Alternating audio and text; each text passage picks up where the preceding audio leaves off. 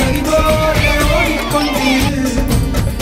எந்த வேர்வைக்கும் வெற்றிகள் வேர்வைக்குமே, உன்னை உள்ளத்தில் பூர்வைக்குமே. எல்லா புகழும் ஒருவன் ஒருவனுக்கே. நீ நதி போல ஓடிக்கொண்டிரு. எந்த வேர்வைக்கும் வெற்றிகள் வேர்வைக்குமே, உன்னை உள்ளத்தில் பூர்வைக்குமே. முன்னால் வாடா, முன்னால் முடியும். தன்னார்வ அமைப்புகளுடன் கலந்து கொள்வது முக்கியம். பள்ளி மாணவர்கள் சமூக சேவை, டீம் இந்தியா போன்ற அமைப்புகளுடன் இணைந்து பல திட்டங்களை பங்கேற்கலாம். ஒரு தூணில் ஒரு மாலை என சொல்வது போல் ஒரு சிறிய முயற்சி பெரிய மாற்றத்தை தரக்கூடும். ஒரு தூணில் ஒரு மாலை என சொல்வது போல் ஒரு சிறிய முயற்சி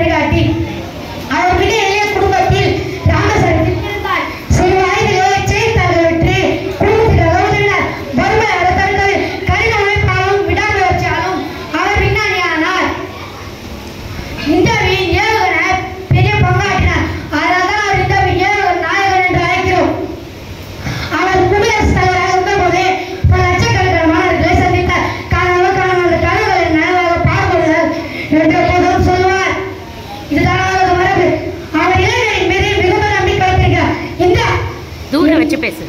இந்தியா 2020 போல் வல்லரசாக வாழ வேண்டும் என்று கனவு காண்டார். அப்துல் கலாம் ஐயா நமக்கு கற்றுக் கொடுத்த முக்கியமான பாடங்கள். கனவு காண பெரிய கனவுகளை காணுங்கள். கனவுகள் இல்லாமல் எதுவும் சாதிக்க முடியாது. கடின உழைப்பு. உங்கள் கனவுகள் அடைய கடினமாக உழைக்க வேண்டும். படிப்பு விளையாட்டு எல்லாவற்றிலும் முழுமையுடன் செயல்பட வேண்டும். தன்னம்பிக்கை. உங்களால் முடியும் என்று நம்புங்கள். தோல்விகளை கண்டு பயப்படாமல் அதிலிருந்து பாடம் கற்றுக்கொண்டு முன்னேற வேண்டும். எளிமை. அவர் எவ்வளவு பெரிய பதவியில் இருந்தாலும் அவர் எளிமையாக பழகினார். எல்லாரிடமும் அன்பாகவும் பண்பாகவும் பழகினார். தேசப்பற்று. நம்ம நாட்டிற்கு சேவை செய்ய வேண்டும் என்றால் அவரிடம் நிறைந்திருக்கிறது. அப்துல் கலாம் நம்முடன் இல்லாவிட்டாலும் அவரது கனவுகளும் போதனைகளும் நம் மனதில் வாழும்.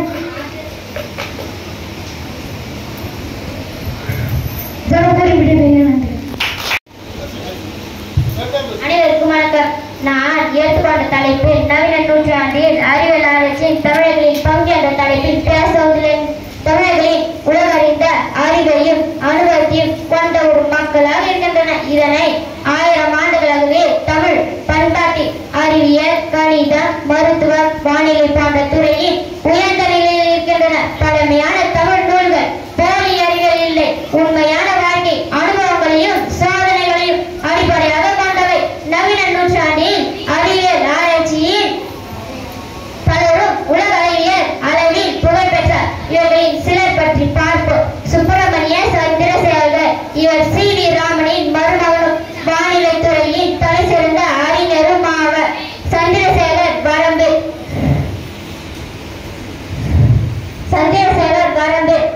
தலை சிறந்த அறிஞரும் ஆவர்.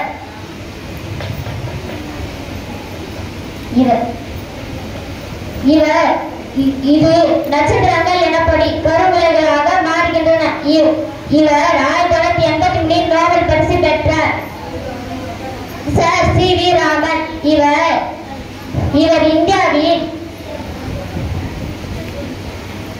இவர் இந்தியாவின் முதலாவது குடியரசுத் தலைவராகவும் இருந்தார்.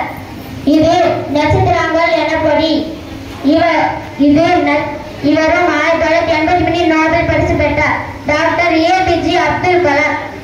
இது மிசைல் மனிதர் என்று அழைக்கப்படும். இது தமிழ்நாட்டை சேர்ந்தவர். இஸ்ரோ மற்றும் DRDO நிறுவனங்களில் முக்கியமான பணிகளை செய்தார்.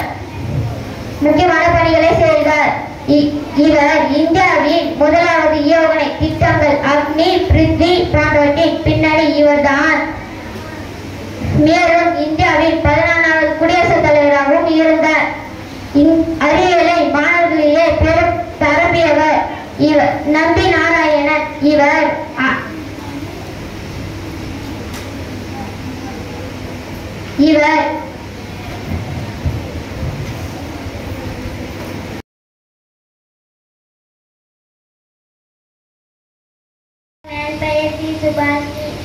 அரசு உயர்நிலைப் பள்ளியில் படிக்கிறேன். 7ஆம் வகுப்பு காட்டுமணியில் நான் எடுத்துக்கொண்ட தலைப்பு செயற்கை நுண்ணறிவு வரமா சமமா என்ற தலைப்பில் பேச வந்தது. செயற்கை நுண்ணறிவு ஆர்டிபிஷியல் இன்டெலிஜென்ஸ் என்பது மனிதர்கள் போல சிந்தித்து செயல்படும் கணினி அமைப்பாகும். இன்று தொழில்நுட்ப வளர்ச்சியின் முக்கியமான படியாக இது உருவெடுத்துள்ளது. ஆனால் இது மனிதர்களுக்கு நல்லதா கெடுதியா என்ற கேள்வி எழுகிறது.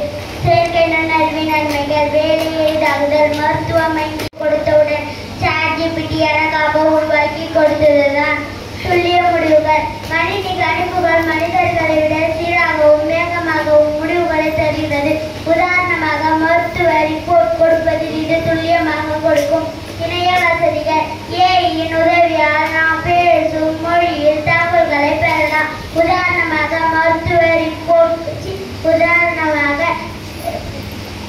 கூகுள் உதவியாளர், ChatGPT போன்றவை நமக்கு உதவும்.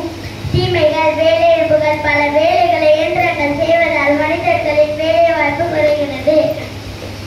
மனித எண்ணங்களை மாற்றும் ஆபத்து. சமூக ஊடகங்கள் ஏஐ பயன்படுத்தி பொய்யான தகவல்களை பரப்ப முடியும். முழுமையான கட்டுப்பாடு இல்லை. மனிதர்களின் முழு கட்டுப்பாட்டின்றி இயந்திரங்கள் வளர்வது ஆபத்தாக முடியலாம் என்று கூறி முடிக்கிறேன். நன்றி, வணக்கம். அரசு உயர்நிலைப் பள்ளியில் 9ஆம் வகுப்பு படிக்கிறேன். நான் எடுத்துக்கொண்ட தலைப்பு தமிழ் இலக்கிய வரலாறு. தமிழ் இலக்கிய வரலாறு என்பது தமிழர்களின் வாழ்க்கை வரலாற்று கூட தங்கள் காலத்திலிருந்து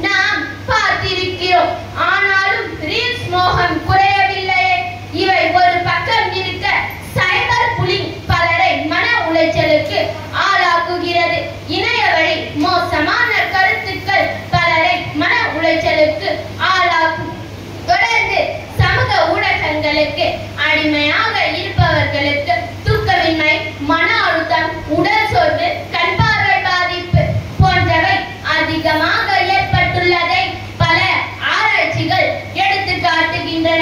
சமூக ஊடகங்கள் நல்லவையும் தீமையும் கொண்ட நூலாக இருக்க முடியும். அவற்றை நாம் சரியாக பயன்படுத்தினால் அவை ஒரு வரவில்லை, அவை ஒரு சாபம் அளவுக்கு அதிகமானால் அமிர்தமும் நஞ்சினான்.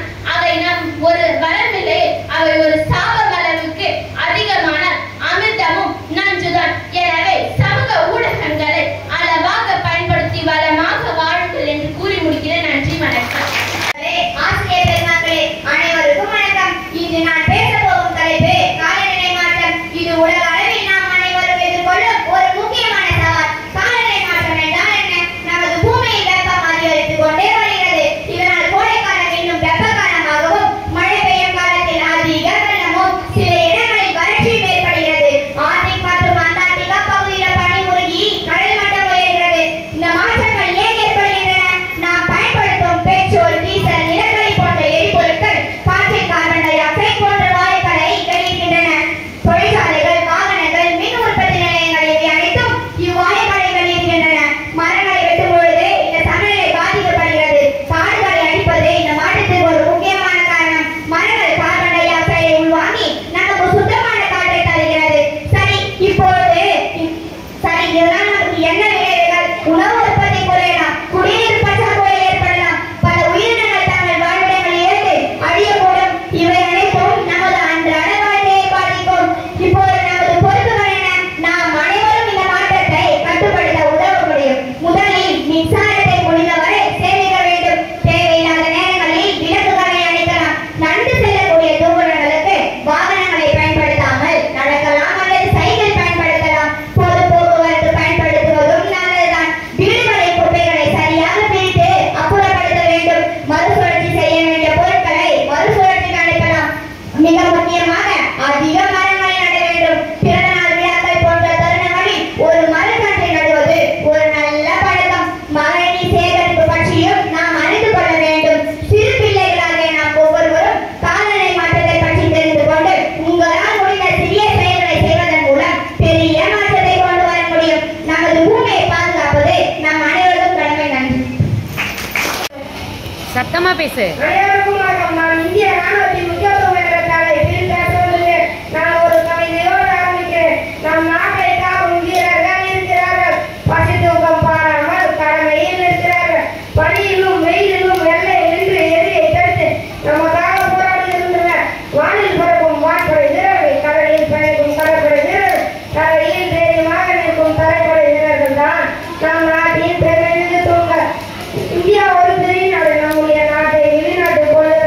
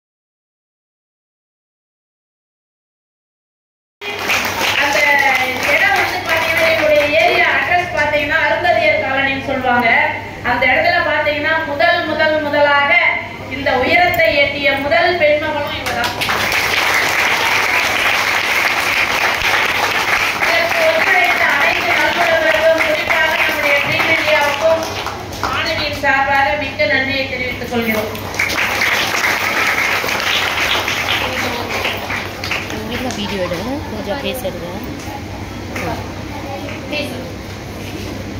எல்லாருக்கும் வணக்கம். ஃபர்ஸ்ட் வந்து நான் ட்ரீம் இந்தியாவுக்கு ரொம்ப நன்றி சொல்லிட்டேன். அவங்க இல்லாமல் கண்டிப்பாக என்னால் இது படிச்சிருக்க முடியாது. நான் வந்து 1ஆவதுலேருந்து 8ஆவது வரைக்கும் ஆர்என்ஜி ஸ்கூலில் படித்தேன். ஆர்என்ஜி ஸ்கூலில் படித்து முடிச்சதுக்கப்புறம் வந்து நாங்கள் திலகம் டீச்சர்கிட்ட தான் வந்து எங்கள் அப்பா ஃபஸ்ட்டு சொன்னார், என் பொண்ணு 8ஆவது முடிச்சுட்டா, இதுக்கப்புறம் மேற்கொண்டு படிக்க நான் எந்த ஸ்கூலில் படிக்க சேர்க்கணும்னு எனக்கு தெரியல, நீங்கள் வந்து சேர்த்துக்கிட்டு போங்கன்னு சொன்னாங்க. அதே மாதிரி டீச்சர் வந்து என் கூட வந்து பெனாத்தூர் ஸ்கூலில் வந்து என்னை சேர்த்து விட்டு போனாங்க. டீச்சர் வந்து என்னை சேர்த்து விட்டது மட்டும் இல்லாமல் நான் 12ஆவது பாஸ் பண்ண உடனே எவ்வளோ மார்க் எடுத்துன்னு சொல்லிட்டு டீச்சரே கால் பண்ணி என்கிட்ட கேட்டாங்க. நான் 412 மார்க் இருந்த உடனே மேம் வந்து பிரியா டீச்சர்கிட்ட சொல்லி ட்ரீம்ஸ் இந்தியா மூலமாக வந்து என்னை படிக்க வச்சுட்டு இருக்காங்க. எங்கள் வீட்டில் வந்து 4 பேர் நாங்கள். நான் தான் வீட்டில் பெரிய பொண்ணு.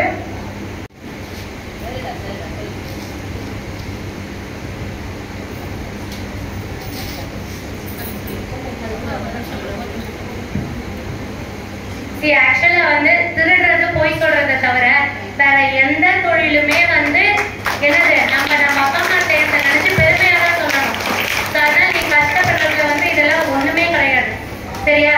அந்த 2 தொழில் செஞ்சா மட்டும்தான் நம்ம அசிங்கப்பட்டோம். வேற எந்த தொழில் செஞ்சாலும் நம்ம என்ன பண்ணோம்? பெருமை தான் படணும். எங்க அப்பா இந்த தொழில் செஞ்சு என்னை இவ்வளவு கஷ்டப்பட்டு படிக்க வச்சாரு. ரோஜா ஆக்சுவலா என்ன பண்ணணும்? பெருமைப்படணும். ஸோ அதை நினைச்சு நீங்க வருத்தப்படவே தேவையில்லை. அப்பா வந்து செருப்பு தான் தைக்கிறாரு. சரி, பசங்க வந்து படிச்சு முடிச்சோடனே நிறைய எங்க ஊர்லயே பார்த்துருக்கேன், கல்யாணம் பண்ணி கொடுத்துருவாங்க, இல்லைன்னா படிப்பு நிறுத்திடுவாங்க. அப்பா வந்து நான் பார்க்காத உலகத்தை வந்து பசங்க பார்க்கணும் அப்படின்னு எப்பயுமே சொல்வாரு. அதனாலதான் வந்து இவ்வளோ பரவாயில்லன்னு சொல்லிட்டு என்னோட சமஸ்டர் வரைக்கும் தங்கி படிக்க வச்சார் அப்பா. தம்பிக்குமே வந்து படிக்க வச்சார். பிபிஏ படிச்சான் தம்பி. படிச்சுட்டு சண்முகா காலேஜில் தான் படிச்சுட்டு இப்போ ஆந்திராவில் ஒர்க் பண்ணிட்டு இருக்கான். சின்ன தம்பி வந்து எஸ்எஸ்சியில் பிடெக் ஐடி படிக்கிறான். தம்பிக்கு கொஞ்சம் ஸ்காலர்ஷிப் போடுது. மீதி பணம் எல்லாமே வந்து அப்பா ஏதாவது நகை வச்சு இல்லைன்னா ஃபுல்லாக கடை வாங்கி வச்சுருக்கோம். கடை வாங்கி வட்டி அப்படின்னா வந்து வாங்கி தம்பிக்கு ஃபீஸ் கட்டிட்டு இருக்கோம். நெக்ஸ்ட் வந்து பாப்பா இருக்கா, இப்போதான் 12th முடிச்சா. நாங்கள் இப்போ அப்ளிகேஷன் போட்டிருக்கோம். பட் அது கிடைக்குமான்னு தெரியல. இன்னுமே அப்பா வந்து ரொம்ப ஃபீல் பண்ணி சொல்லிட்டு இருக்காரு. மீதி 3 பேர் படிக்க வச்சுட்டேன், இவளையும் எப்படியாவது படிக்க வைக்கணும் அப்படின்னு சொல்லிட்டு ரொம்ப ஃபீல் பண்ணிட்டு இருப்பாரு. டெய்லி பாப்பாவுக்கு மட்டும் அந்த சீட்டு கிடைச்சிச்சுன்னா ரொம்ப நல்லா இருக்கும். 6ஆவது ஸ்கூலில் பார்த்தீங்கன்னா எல்லாமே சூப்பராக நடத்துவாங்க. எனக்கு வந்து இங்கிலீஷ் வந்து அவ்வளோ கஷ்டமாவே இல்லை நான் வெளியில் போகும்போது. அது காரணம் வந்து நான் 12th படிச்சேன். அந்த ஸ்கூல் கூட அவ்வளோவா காரணம் கிடையாது. நான் 6ஆவது ஸ்கூலில் படிக்கும்போது லூட் வெளியே ஒரு டீச்சர் இருந்தாங்க. அப்படி சொல்லி சொல்லுவாங்க. நான் அப்படி முன்னாடி வந்து அண்ணாமலையார் ஸ்கூலில் சேர்த்து வச்சிருந்தாரு எங்கள் அப்பா. ஆனால் அங்கேயுமே நான் அவ்வளோ படிக்கல. நான் வந்து ஆரம்பிச்சில் 1ஆவது சேரும் போது வந்து அதுல இருந்து தான் டீச்சர் சொல்லி தர ஆரம்பிச்சாங்க. வெளியில போயிட்டு நான் சீக்கிரமா வந்து இங்கிலீஷ் பிக்கப் பண்ணிட்டேன். ஃபர்ஸ்ட் இயர்லேயே வந்து நான் 3rd ரேங்க் வந்தோடனே அந்த மேம் என்னை கூப்பிட்டு கேட்டாங்க, நீ கவர்மெண்ட் ஸ்கூலில் படிச்சுட்டு உங்க இங்கிலீஷ் நாலேஜ் கூட அவ்வளோ இல்லையே, எப்படி நீ இவ்வளோ மார்க் எடுத்த நீ அப்படின்னு சொல்லிட்டு மேமே ரொம்ப ஆச்சரியப்பட்டு என்கிட்ட கேட்டாங்க. இதுக்கு எல்லாத்துக்குமே காரணம் வந்து ட்ரீம் இந்தியா தான். எங்கள் டீச்சர்ஸ் தான், முக்கியமாக திலகம் டீச்சர் தான். டீச்சர் மட்டும் இல்லைன்னா கண்டிப்பாக நான் ட்ரீம் இந்தியாவுக்கும் தெரிஞ்சிருக்க மாட்டேன், டீச்சருக்கும் தெரிஞ்சிருக்க மாட்டேன். டீச்சருக்கு ரொம்ப நன்றி சொல்லிக்கிறேன். ரொம்ப நன்றி.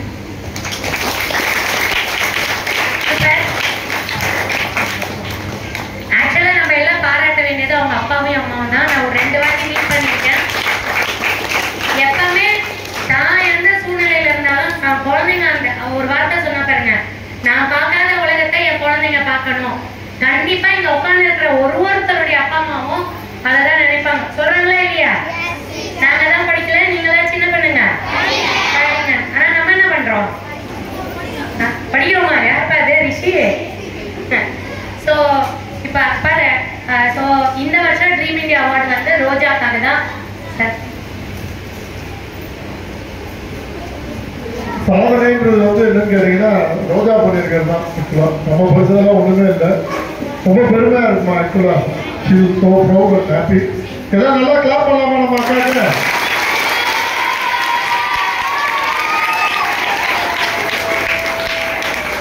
நம்ம வந்து அந்த பிறவி பயன் அப்படின்னு சொல்லுவாங்கல்ல, இதெல்லாம் வந்து யாருக்கு போய் சேரணும்னு கேட்டீங்கன்னா ஒரு கலாம் ஐயா அவரோட இதுதான்.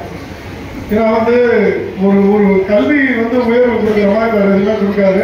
இப்படிப்பட்ட அப்பா அம்மாவை நீங்க பெற்றுப்பதுக்கு வந்து ரொம்ப பெருமையா இருக்கும். ஆக்சுவலா இந்த மாதிரி ஒரு பேரண்ட்ஸ் கிடைக்கிறதுக்கு நீங்க பெருந்தாவும் பண்ணிருக்கணும். ஆக்சுவலா ஏன்னா வந்து தன்னுடைய நலனை பற்றி கருதாமல் எல்லா பேரண்ட்ஸ் அப்படிதான் இருப்பாங்க. ஆனா தன்னை வருத்தி கொண்டு தான் பார்க்காத உலகத்தை வந்து இந்த பண்ணணும்னு சொல்லி படிக்க வச்சு உங்க எல்லாரையும் இவ்வளோ ஒரு நல்ல நிலைமை கொண்டு வந்துருக்காங்க. அதுல அணில் மாதிரி கடவுள் இந்தியாவுக்கும் ஒரு வாய்ப்பு கொடுத்த உங்களுக்கும் மேடம் 2 பேருக்கும் என்னுடைய ரொம்ப ரொம்ப சிறப்பான நன்றி. ஆக்சுவலா ஏன்னா வந்து கடவுள் இந்தியான்றது நம்ம எல்லாருடைய கனவை நனவாக்குறது தான். நம்ம வந்து இந்த ரோஜா வந்து ரொம்ப பெருமையா இருக்கு. ஆக்சுவலா எனக்கு வந்து தாங்க முடியல. ஆக்சுவலா நான் அவங்க அழுத எனக்கு அழுது பயமா வந்துச்சு. ஏன்னா இவ்வளவு கஷ்டங்கள் ஒவ்வொரு நொடியும் அதை வாழ்ந்து பார்த்தாதான் அந்த கஷ்டம் தெரியும். இன்னைக்கு அவங்க சொல்றது வந்து சாதாரணமா சொல்லிட்டாங்க. அதை டெய்லி கோ த்ரூ பண்ணி அப்பயும் அந்த ஸ்ட்ராங்கா இருந்து வர்றதுக்கு வந்து ஹேட்ஸ் ஆஃப் தான். சான்ஸே இல்லை. நான் தான் வந்து உங்களை அரசுமா வைக்கணும். சான்ஸே இல்லை. ஃபண்டாஸ்டிக். ஆக்சுவலா இலக்கியம் வாங்க, அனுபவம் வாங்க. நம்ம வந்து இப்போ மேம் வாங்கினீங்க வாங்க. நம்ம குழந்தைக்கு வந்து வாங்க மேடம் ஃபர்ஸ்ட் ஆர்டர் பண்ணாங்க. ரோஜா போடுங்க. அதுதான் நான் நல்லா காரணம் அக்காங்க.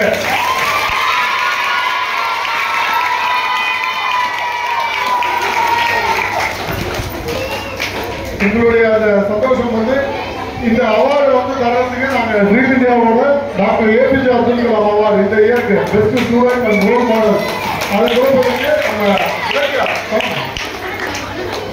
வாங்க இலக்கிய வாங்க. இன்னொரு ரோல் மாடல் இருக்கணும். அவங்க எல்லாம் வாங்க சேர்த்தாங்க.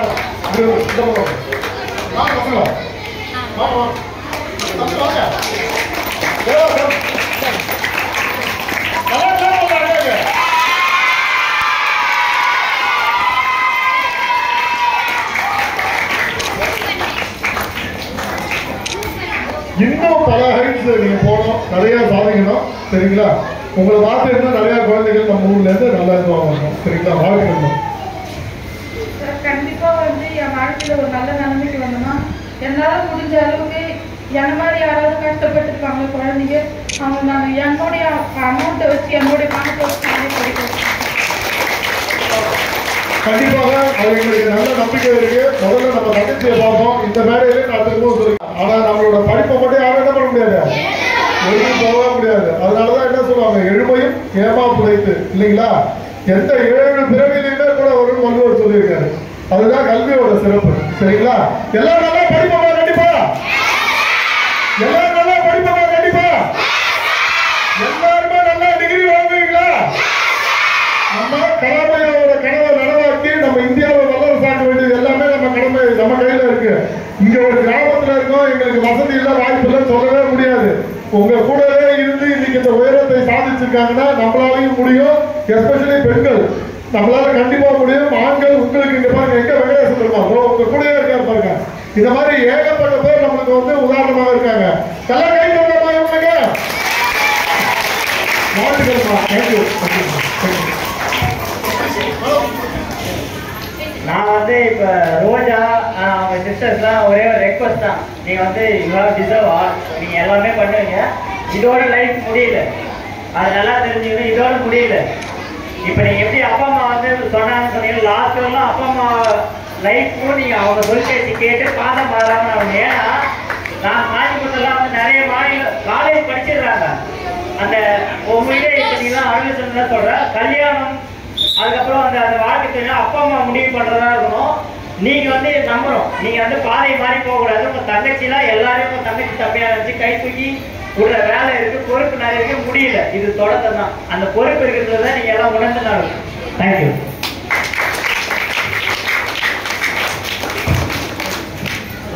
நல்லவர்கள் கூடும் போது நன்மைகளும் கூடி போகும்.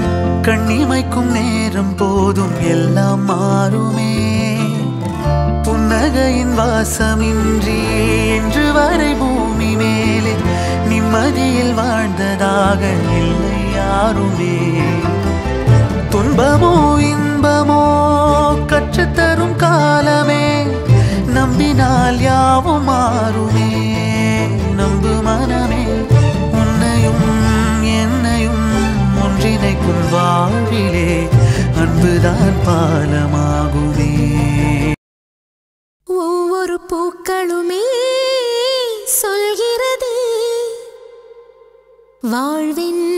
வாழ்வென்றால் போராடும் போர்க்களமே.